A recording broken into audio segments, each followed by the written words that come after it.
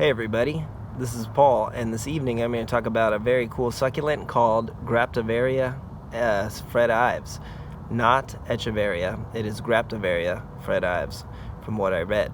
So anyways, this succulent is really hardy and it's a hybrid, and it will do well to, I would say, low 20s. It's really hardy, it makes yellow flowers, and ours is not very colorful because it's in a low sun environment, and so it makes it kind of gray.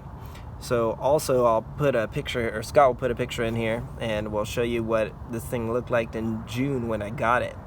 So I was very happy. It had a beautiful bloom, and then a queen palm, which is right next to it, a really big queen palm frond fell off and smushed this thing. I thought it was gonna die.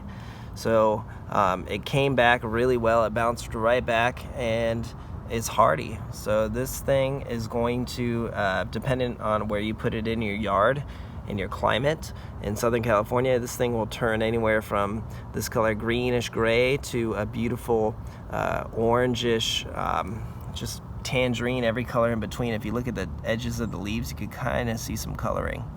So I expect this thing to do really well, and I'm going to propagate it and put some more in full sun to see kind of the differences and the variation. I think the more sun and the more frost on this plant, the more colorful you'll get. Just don't put it in full sun depending where you live, because it could fry. So another cool thing about this plant is it's easy to propagate. So you can see here's a leaf that fell off when the queen palm frond fell on it, and you can see right there, look at that. It's definitely got some new growth. I just pulled this out of a pot. It was literally a leaf that wasn't doing well, and I just threw it in a pot and forgot about it, and it's got some new growth. So again, this plant, Fred Ives, Graptoveria Fred Ives, is very unique, very beautiful, and just an awesome hardy succulent that does well in Southern California, giving it part sun to full sun and well draining soil. So make sure you give it plenty of drainage, and this thing will take a bit more water than other succulents. It's right next to our lawn, so still pretty happy.